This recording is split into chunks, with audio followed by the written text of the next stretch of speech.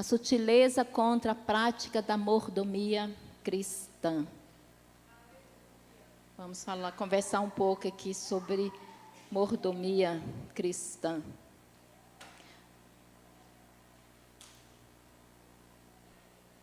Nosso texto está em Gênesis 14, 17 a 20.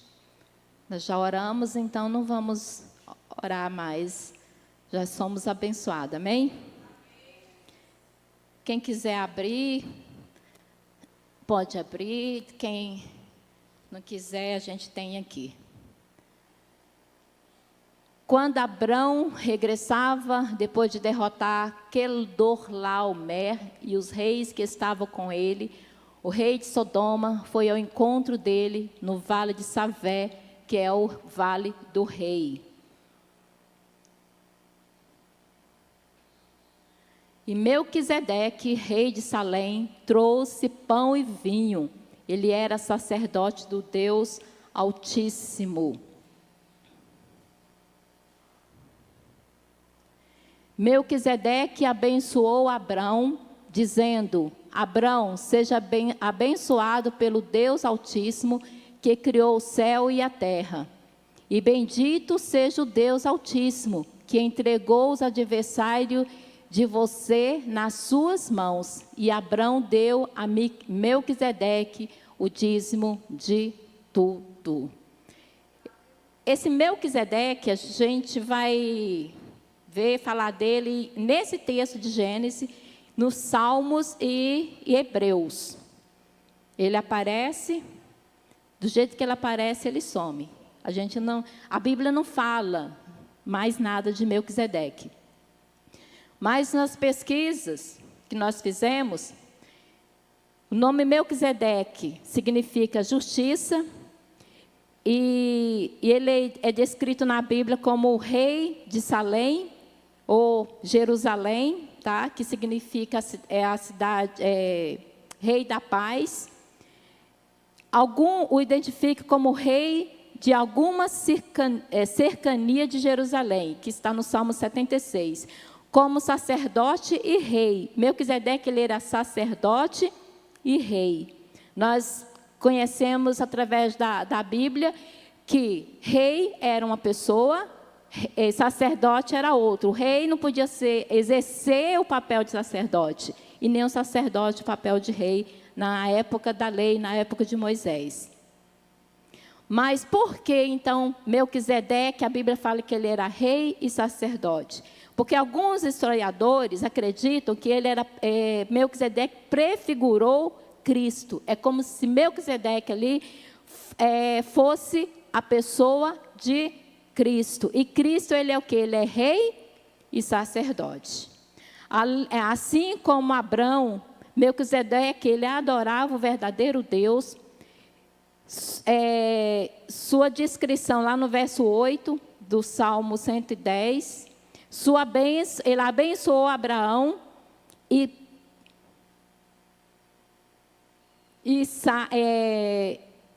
Abraão, né, deu o dízimo ali, e levaram alguns a identificá-lo como cristofania, uma aparição do Cristo pré-encarnado. Então, Melquisedeque, então alguns historiadores acreditam que ali era a pessoa de Cristo. Lembra quando Abraão foi visitado pelos anjos? Foram 3 anjos, né? Acreditam que era o próprio Deus ou o próprio Cristo ali conversando com Abraão. E a nossa verdade, nosso texto áureo, Gênesis 14, 20, que diz: e Abrão deu-lhe o dízimo de tudo. Nossa verdade prática: contribuir financeiramente para a obra de Deus é mais do que um dever, é um privilégio. E é a expressão de gratidão ao Pai por todas as suas bênçãos dispensadas.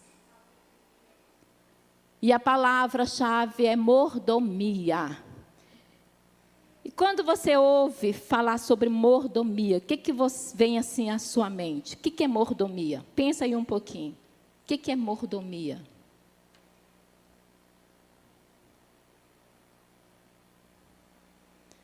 mordomia?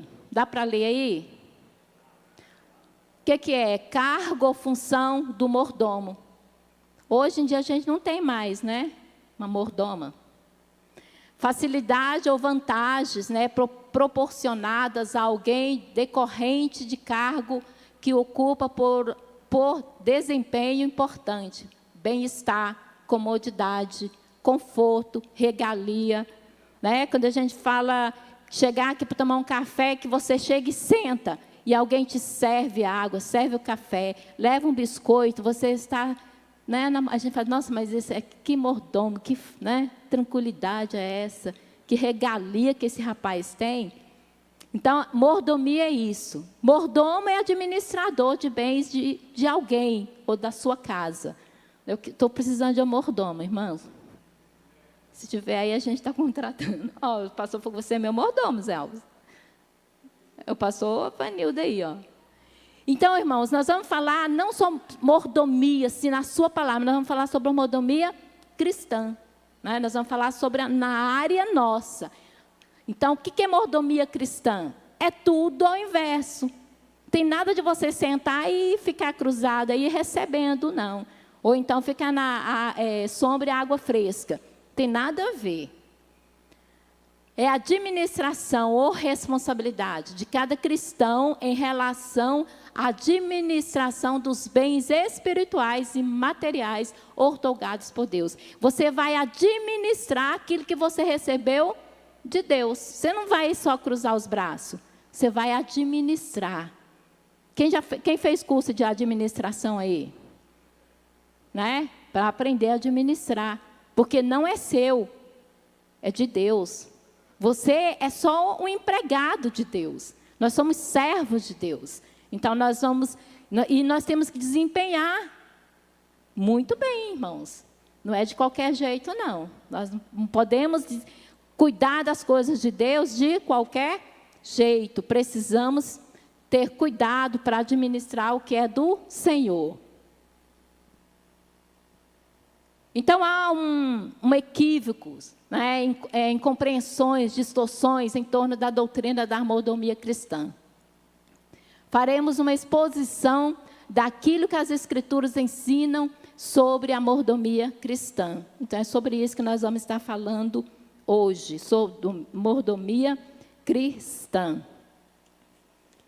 Vamos ver se eu dou conta de fazer igual o presbítero.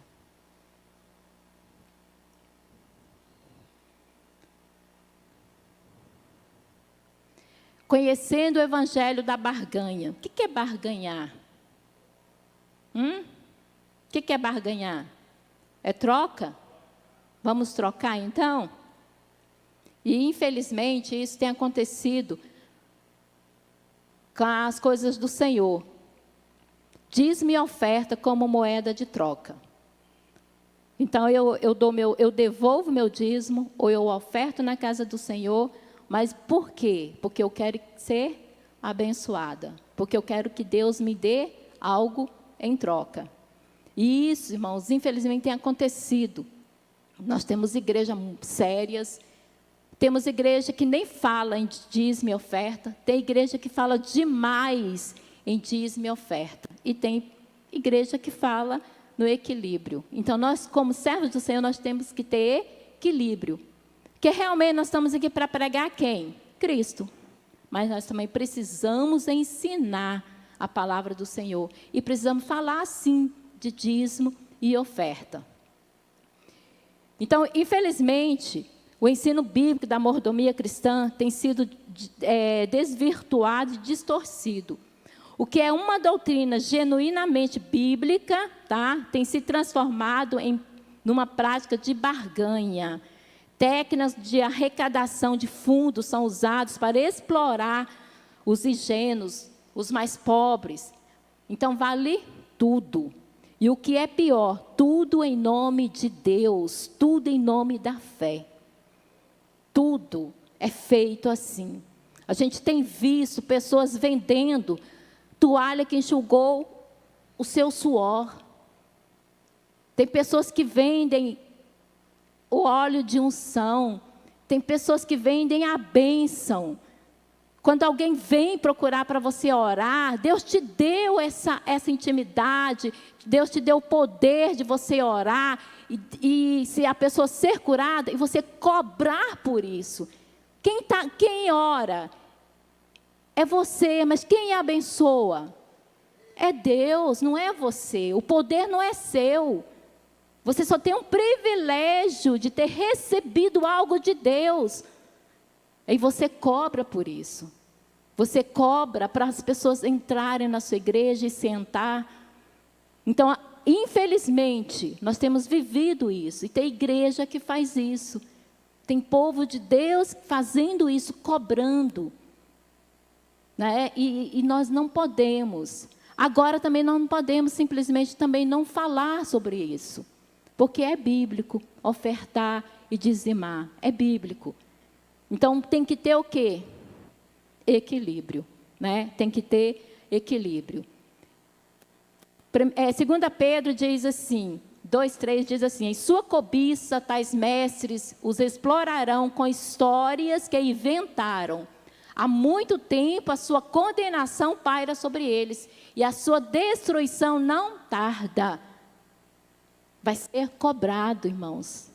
Tudo que nós fizermos aqui, seja de boa ou ruim, nós vamos prestar conta a Deus. Tudo que você fizer, você vai prestar conta a Deus. E nós temos visto isso, mestres, pessoas que usam, né, da autoridade que Deus deu para estar barganhando, para estar cobrando, para estar ganhando, enriquecendo acima da fé do povo de Deus. Dízimo e oferta como práticas legalistas. A promessa sempre é a mesma.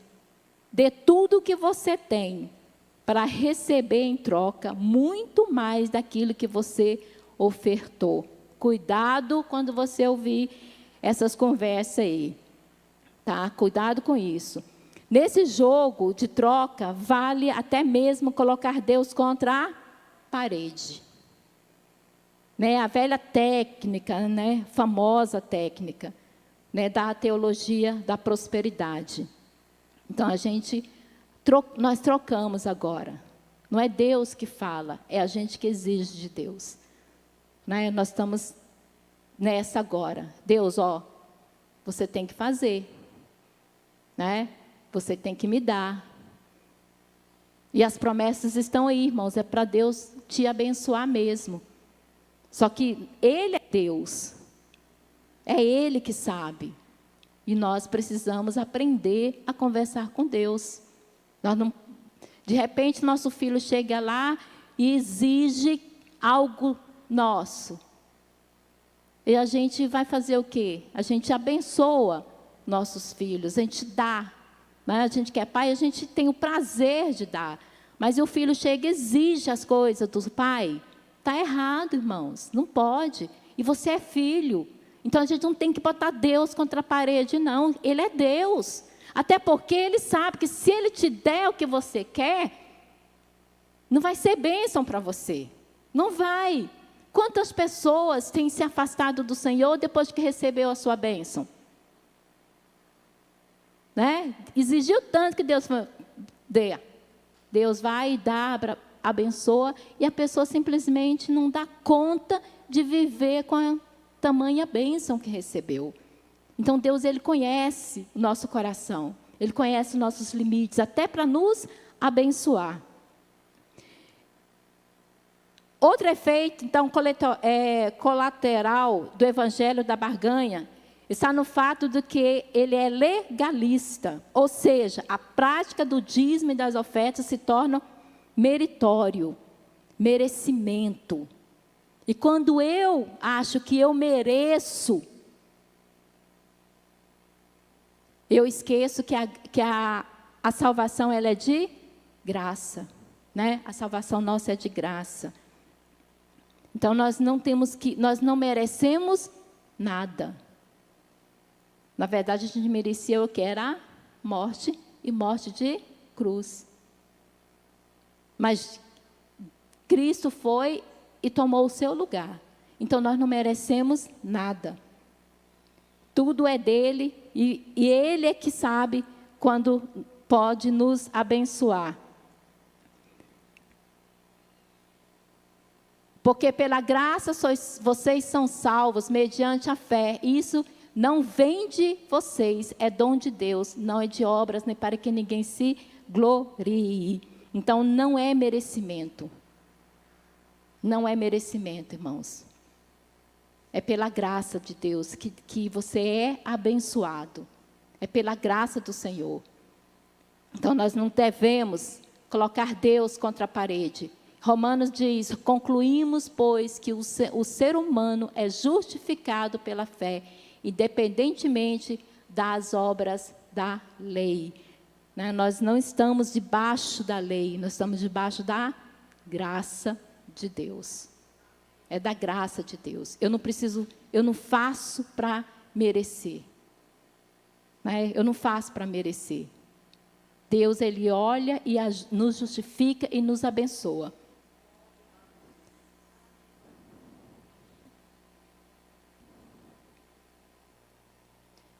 Somos aceitos diante de Deus por causa do sangue de Jesus, que Jesus verteu na cruz do Calvário. É por isso que nós somos salvos, né? É pela graça do Senhor que nós somos salvos, não por merecimento. A doutrina bíblica do dízimo sobre ataque. Mas antes, eu gostaria de ler aqui, a revista trouxe um auxílio aqui, eu achei muito interessante. Dá tempo. A teologia que fomenta a barganha com Deus tem como um dos seus pressupostos a doutrina do direito legal do crente. Né? É direito meu, eu quero. Segundo essa crença, ao morrer na cruz, Jesus Cristo conquistou para os crentes muitos direitos. Nós temos direito, irmãos. Cabe agora ao cristão se conscientizar da existência deles e reivindicar para si a concretização desses direitos. A posse da bênção passa agora a ser um direito líquido e certo, e não algo que está condicionado à vontade divina. A doutrina do direito legal deu amplos poderes ao crente, a ponto de ele agora poder usá-lo até mesmo como moeda de troca. Acreditam que Deus não tem direito de dizer não a quem ele conferiu o direito de exigir. Você tem o direito de pedir, né? Só que hoje mudou. A gente que quer mandar em Deus, né? A gente que quer mandar em Deus. O devoto ganha direitos, Deus perde o seu. É isso que as pessoas têm aprendido, e muitos mestres. É por isso que às vezes eu falo, cuidado com o que você anda ouvindo por aí. Pessoas que gostam de ficar visitando muitas outras igrejas, que gostam de ficar aí ouvindo pregadores pela internet, é ruim? Não, mas saiba escolher, irmãos. Tem pessoas sérias que pregam o evangelho verdadeiro, mas temos pessoas também que estão pregando algo errado, te ensinando algo errado. Então, nós não somos nada e nem ninguém. Quem sou eu para colocar Deus contra a parede? Quem sou eu para anular o poder de Deus na nossa vida, a vontade dEle na nossa vida? Promessas de curas e prosperidade são feitas àqueles que descobriram essa doutrina e faz dela e o uso dela. Já é bastante conhecida entre os crentes a famosa doutrina da determinação. Eu determino, Deus, que eu quero que o Senhor me cura. Eu determino, eu mando. Não, irmãos, não é assim.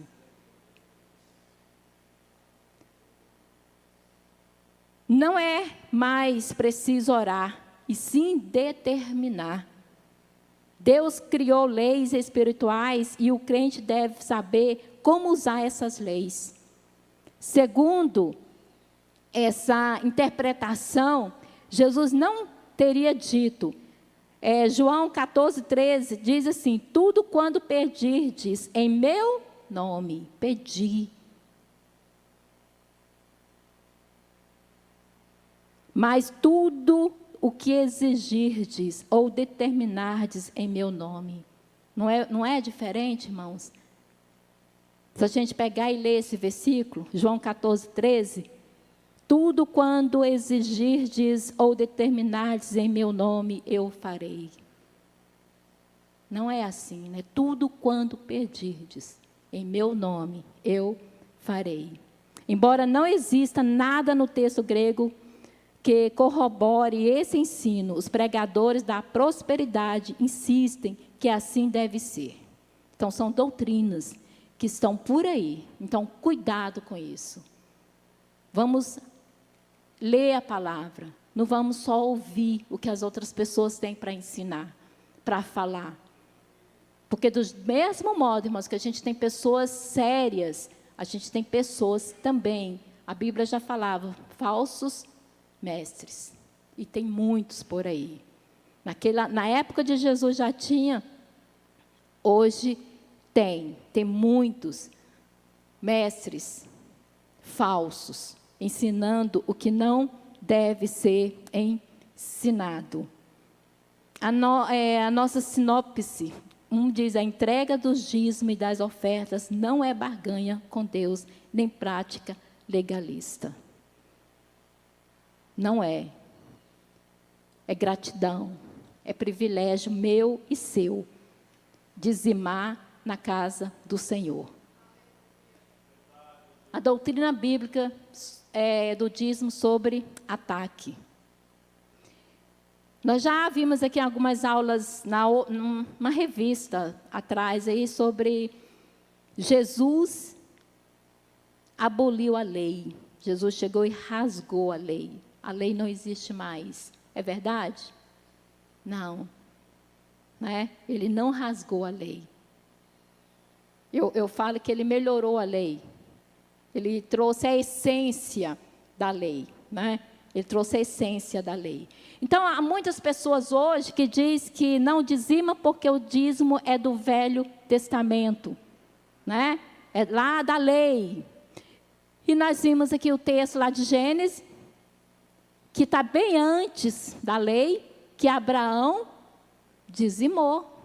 Não tem nada a ver com a lei ali. Abraão está bem antes da lei. E ele dizimou. E ele deu o dízimo de tudo. Esse dízimo ali, irmão, houve uma guerra de 4 reis contra 5, e invadiram lá Sodoma, outras cidades, mas invadiram Sodoma e levaram quem? Ló. O que Ló era de Abraão? Sobrinho. Então, quando Abraão soube disso, ele foi atrás, salvar o seu sobrinho. E ele salvou Ló, ainda trouxe lá os bens, né, do inimigo. Aí o rei de Sodoma foi atrás, ele trouxe também as pessoas que tinham sido presas. Não só trouxe Ló. Aí o rei de Sodoma foi pedir de volta, né, seu povo, e ofereceu bens materiais para Abraão. Abraão falou assim: não quero para vocês não dizer que eu me enriqueci por vocês, que me enriquece é Deus. Aí ele oferta ali o seu dízimo de tudo a Deus, né? A Melquisedeque. Então o dízimo não tem nada a ver com Moisés, mas as pessoas estão pregando isso, que dízimo é do tempo de Moisés, é da lei. Se eu vivo na graça, por que eu vou dizimar então? Então nós precisamos ter cuidado com esses ensinamentos, tá? Então o dízimo, ele antecede a lei de Moisés. Nós vimos isso em Gênesis. Na verdade, há uma justificativa muito mais plausível para se negar a devolver o dízimo. E também não é pagar o dízimo. Você não está pagando para Deus, porque não é seu.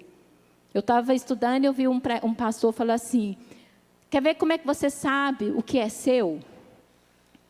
Quando você morrer, o que você vai levar? Você vai levar o carro? Vai levar a casa? Nada. Então, nada é seu. Eu achei interessante essa aplicação dele. Se eu não vou levar nada, então nada é meu. Eu não tenho nada. Então tudo é de Deus. Então, mano, às vezes as pessoas apegam tanto ao dinheiro que Paulo fala para Timóteo, né? São as desculpas dos dízimos, que às vezes é o amor ao dinheiro. Você tem tanto amor ao seu dinheiro que você não quer dizimar, não quer trazer, não quer abençoar a casa do Senhor, né? Não quer louvar o Senhor com seu dízimo. Então, e às vezes isso é uma cobiça, isso às vezes é uma avareza. Então nós precisamos ter cuidado com isso.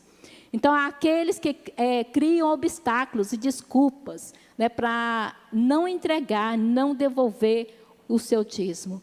E nós precisamos falar sobre isso, pregar sobre isso, ensinar sobre isso, para que você, para que eu, não vivamos em pecados.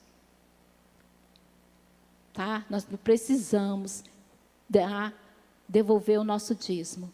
Irmãos, isso é visível na vida da pessoa dizimista, né? Isso é visível na vida da pessoa dizimista. A bênção, a luta, a dificuldade, lógico, nós estamos aqui no mundo. E Jesus disse que nós teríamos aflições, teríamos lutas. Mas é diferente. Você tem a liberdade de chegar, não é botar Deus contra a parede, mas você tem liberdade de conversar com o Senhor. Lembra de Ezequias, né? Ezequias, quando ele teve lá, você vai morrer, e ele ora ao Senhor, e ele fala: Senhor, eu fui fiel a Ti, né? E ele fala da fidelidade que ele teve com Deus. Isso não é colocar Deus contra a parede, isso ter aquela liberdade de: Senhor, eu fui fiel, né? Eu te servi, e Deus acrescenta 15 anos de vida para ele. Então é você ter essa liberdade, né? Se eu tiver algo contra o Zé Alves, que liberdade eu vou ter de sentar com ele, conversar com ele? Vou ficar assim, né? Nossa, eu estou devendo o Zé Alves. Não estou te devendo não, irmão. Entendeu? Então nós precisamos, irmãos, ter uma vida de que Deus olhe e te elogie, como Ele fez com Jó. Né? Quando Ele olhou: está vendo meu servo Jó, ele é reto, ele é fiel. Então nós precisamos ter uma vida assim, que Deus olhe e se alegra. Né? É triste quando o pai olha para um filho e fala assim: nossa, e fica sem graça de falar do filho, porque o filho dá trabalho, porque o filho...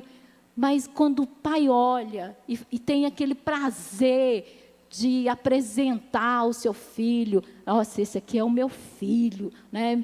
É muito bonito. E nós somos filhos, irmãos. Nós somos filhos de Deus. E Deus tem que ter prazer de falar do José Alves, né? Deus tem que ter prazer de falar da Maria. Tem que ter prazer. Então, nós precisamos ter cuidado com essas desculpas que nós temos ouvido e tem ensinado, muitas pessoas têm ensinado contra o dízimo. E nós aprendemos aqui que ele não tem nada a ver com a lei. O dízimo não se aplica a nós, mas ao Velho Testamento. Isso são pessoas dizendo. É de fato interessante ver o dízimo sendo uma parte tão importante no Velho Testamento, seja tão pouco mencionado no Novo. Devido a isso, alguns concluem que Deus não requer mais o dízimo do seu povo. Isso, porém, é um engano. O padrão de Deus para o Novo Testamento é a excelência. Jesus diz: ouviste o que foi dito? Portanto, se a regra era não matar, agora nem sequer chamar o irmão de tolo. Se você chama o irmão de tolo, você é considerado um assassino. Às vezes a gente acha que matar, quando a lei fala não matarás, é chegar a dar um tiro, dar uma facada no irmão. Jesus falou que pela palavra você mata alguém. E Jesus fala para você não chamar o irmão de tolo, de bobo. Vendo uma palavrinha então, né? Ai, seu bobo. Cuidado, hein? Se era não adulterar, agora é nem sequer olhar com intenção impura. Na lei fala, não adulterará. Jesus, você não pode nem olhar a essência da lei. Então, nós precisamos ter esse... Aí eu achei interessante que se era 10%, agora com Jesus é 100%. Lá em Lucas 3:11, diz que João Batista requereu 50%. Jesus requereu 100%. Depois vocês leem lá. É Lucas 3 e Lucas 21. Jesus não aboliu o dízimo. Ele confirmou em Mateus 23:23. Tá? Mas mais na frente nós temos esse versículo. Então, Jesus não abriu mão do dízimo. O Novo Testamento fala menos sobre dízimo, mas Jesus fala sobre dízimo, tá? Jesus fala sobre o dízimo. O dízimo como contribuição imposta.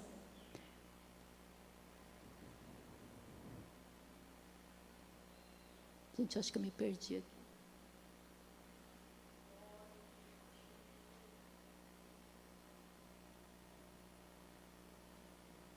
Achei.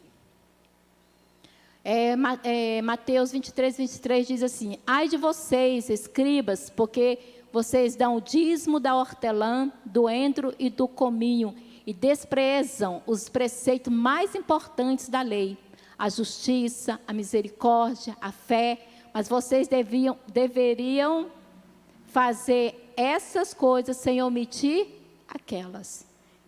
Jesus está, irmãos, abolindo o dízimo aqui nesse versículo? Tá? Não. Ele está falando com os escribas, lembra dos escribas? Que eles viviam de aparência. Então, eles davam o dízimo do coentro. É coentro mesmo, endro aí deve ser coentro. Do coentro, do cominho, das hortaliças que eles colhiam lá, eles davam, eles levavam o dízimo. Só que eles eram pessoas injustas. Eles colocavam leis que eles mesmos não cumpriam. Era isso que Jesus estava falando para eles aqui. Deixa de ser hipócritas. Né? Deixa de ser hipócrita. É isso que Jesus está falando. Jesus não está falando assim, olha, não precisa mais dar dízimo, não. Quem lê isso aqui, entende que devemos sim trazer os nossos dízimos, as nossas ofertas na casa do Senhor. Então, quando vocês ouvirem isso, vocês lembram desse versículo aí. É tão facinho, né? Mateus 23:23. Isso. Muito bem, pastor. Vocês não sabem que os que prestam serviços sagrados se alimentam do próprio templo e que os que servem ao altar participam do que é oferecido sobre o altar? Paulo estava falando sobre, lá em Coríntios, para a igreja de Corinto. Aí ele volta para a lei, porque os levitas que viviam dentro do templo, eles não receberam herança nas terras, mas eles eram sustentados pelas ofertas, pelos dízimos. Né? Quando o povo trazia oferta, algumas eram direcionadas para os levitas, que estavam ali trabalhando no templo. Tá? E hoje, mudou isso, irmãos? Não. Você está sentado em uma cadeira confortável, não está? Como é que nós compramos isso aqui? Com os dízimos e ofertas. Olha o ar-condicionado aqui, que coisa mais gostosa. Né? Você tem aí o data show aí para você estar olhando a revista. Você que está em casa, se você estiver assistindo a aula agora, você está sentado no conforto da sua casa com a sua televisão ligada. Mas você só tem acesso a isso por causa do seu dízimo e da sua oferta. Porque como é que a igreja ia sobreviver? Mesmo que se fosse da lei, né? Mesmo se o dízimo fosse da lei. Mas, irmão, não é justo, irmãos, você trazer o seu dízimo, você ter lugar para sentar confortável, né? Você ter uma água geladinha ali fora, a hora que você quiser, banheiros limpos, tudo isso é nossa oferta, é nossos dízimos. Agora, você que não dizima e nem oferta, você está usufruindo do que os outros estão sustentando. Você está sentando, você está usando o banheiro, você está tomando água fresca. Né? Vamos pensar um pouquinho. Mesmo se fosse da lei, é justo a gente ofertar e dizimar, sim. A obra de Deus, ela precisa ser mantida. E mantida financeiramente. A gente precisa.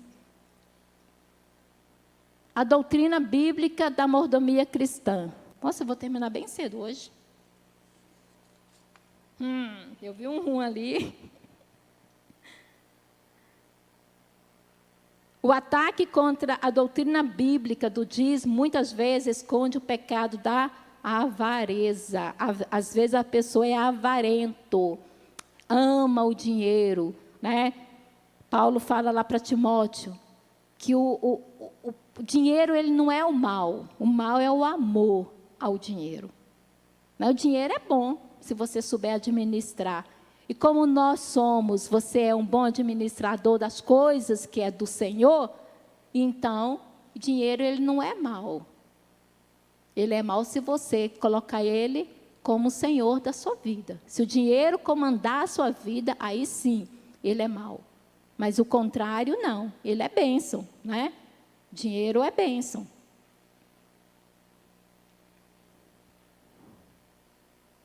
Deus, o Criador e provedor.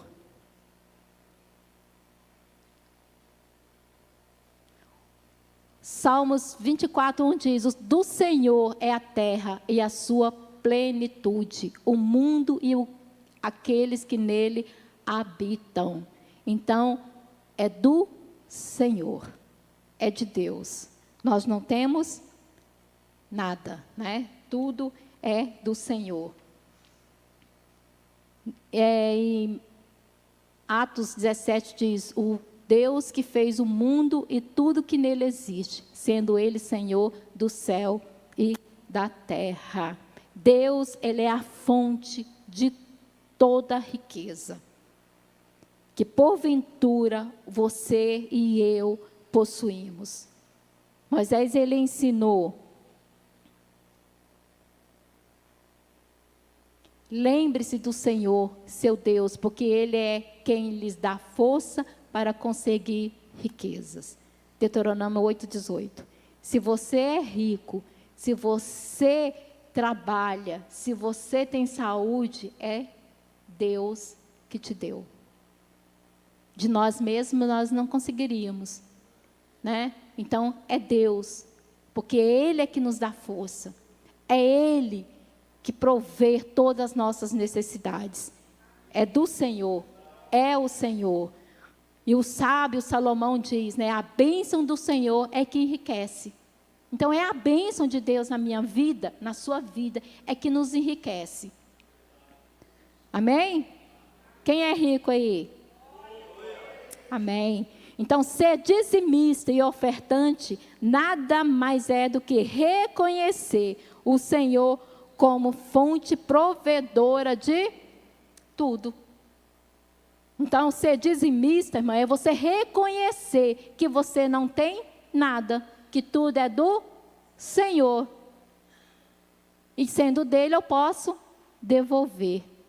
E devolver com alegria, como diz lá em Coríntios, né? Nós devemos devolver com uma alegria. Interessante, lendo, tem um estudo que fala assim, que tem pessoas que falam assim, que a Bíblia fala para devolver o dízimo com uma alegria. Mas como eu não tenho uma alegria em devolver, então eu não vou devolver, né? O meu coração não se alegra quando eu tiro o meu dinheiro e dou. Então eu não dizimo. Olha essa desculpa que as pessoas dão, né? Se a Bíblia fala que tem que ser com alegria, eu não me sinto alegre, então eu não vou devolver. Irmão, são umas desculpas que eu estava lendo, a gente fica boba em ver, né? E o bom, irmãos, é que a Bíblia, as pessoas usam a Bíblia para tudo, não é? É a Bíblia, realmente, fala, né? Acho que é em Coríntios que fala, né, que a gente trazer com alegria, né, os nossos dízimos, nossas ofertas na casa do Senhor. Aí a pessoa fala, não, mas eu não tenho uma alegria em devolver, então eu vou obedecer à Bíblia, eu não vou devolver. né? Então, nós temos sim que devolver com alegria, né? Trazer na casa do Senhor. É interessante, o ser humano é muito inteligente, né?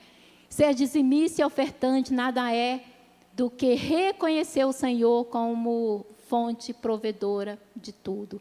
Dízimo é sinal de gratidão a Deus. Amém? Dízimo é sinal de gratidão a Deus. Colossenses fala, seja grato, né? Seja grato. E nós temos que ser gratos a Deus, irmãos. Se nós estamos aqui é porque nós temos vida, temos saúde. E tudo isso quem nos deu foi Deus, né? Não veio do nada, não. Então, nós devemos ter alegria, devemos devolver, sim, os nossos dízimos e ofertas na casa do Senhor. Deus, Ele é gracioso, Ele cuida da nossa vida, Ele cuida da sua despensa, Ele cuida da sua saúde. Né? E nós só precisamos ser gratos a Ele, ser agradecidos a Ele.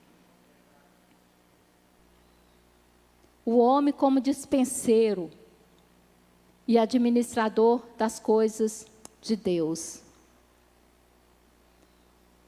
Outro princípio da mordomia cristã é que o homem é despenseiro das coisas que Deus criou. Somos despenseiros e administradores daquilo que Deus nos deu. 1 Coríntios 4:1. Somos despenseiros, administradores daquilo que Deus nos deu. O que é dispenseiro? Que cuida da dispensa, né? E o administrador? Que administra, né? Está cuidando ali. Na época, na Bíblia tem uma passagem, né? Do administrador. Então, quando o chefe, o servo, é o chefe mesmo, né? O senhor sai, ele deixa ali. E o administrador, ele vai cuidar dos servos, ele vai alimentar os servos, ele vai administrar ali as coisas, a casa do seu senhor. E quando o Senhor volta, né, que está tudo certo, tudo, né, nos devidos lugares, os seus servos estão ali bem alimentados, e o administrador recebe recompensa. Né? Então, nós vamos ser recompensados, irmãos, com o nosso trabalho aqui de administrar as coisas do Senhor. Você vai ser recompensado. Né? Glória a Deus por isso. Né? Nós ainda vamos receber por ser bons administradores. Mas a gente tem que ter o cuidado de não ser só administrador. Nós temos que ser bons. Porque, além da coisa, nós estamos administrando do Senhor. É de Deus que nós somos administradores. É das coisas do Senhor. Somos despenseiros, não somos donos. Você não é dono de nada. Você não tem nada. Tudo é do Senhor. Você só está trabalhando para o Senhor. Outro princípio é... Peraí. Nossa, foi bem rápido mesmo. Devemos exercer uma boa administração e com fidelidade, tá? Quando usamos esse princípio para todas as áreas das nossas vidas, experimentaremos o cuidado e o zelo de Deus, tá? Se o motivo de não praticar o dízimo e as ofertas for a avareza, irmãos, cuidado, isso é um pecado gravíssimo. E lá eu não anotei aqui, não erreis, nem os... acho que é em Coríntios que fala, nem os desvastos, bêbados, né, mas fala, nem os avarentos entrarão no reino dos céus. 6:10, obrigada, irmão. Né? Muito obrigada, entendeu? Nem os avarentos entrarão no reino dos céus. Irmãos, 10% é 10%. 10% de 1.000, 10% de 1 milhão é 10%. Deus, Ele é justo. Ele não vai cobrar de mim, né, mais do que cobra do Zé Alves, que ganha bem mais do que eu. Oh, Deus abençoe. Entendeu? Deus não vai, é 10% para mim e 10% para ele. E às vezes a gente faz a conta, né? Não, mas o pastor Eudes ganha bem mais do que eu. Então é injusto, eu tinha que devolver só 5%. E o pastor Eudes 10%. Não, mas a conta de Deus é justa. É 10% para mim e 10% para o pastor, para o Zé Alves, né, para os empresários que temos aqui, que ganham bem. É 10%, irmãos. Deus, ele não é injusto, não. Ele é justo. A gente é que fica fazendo contas, né? E às vezes a nossa conta leva-nos a pecar contra Deus, né? Então nós precisamos ter cuidado com isso. Tá? Cuidado com o amor ao dinheiro aí. Conclusão.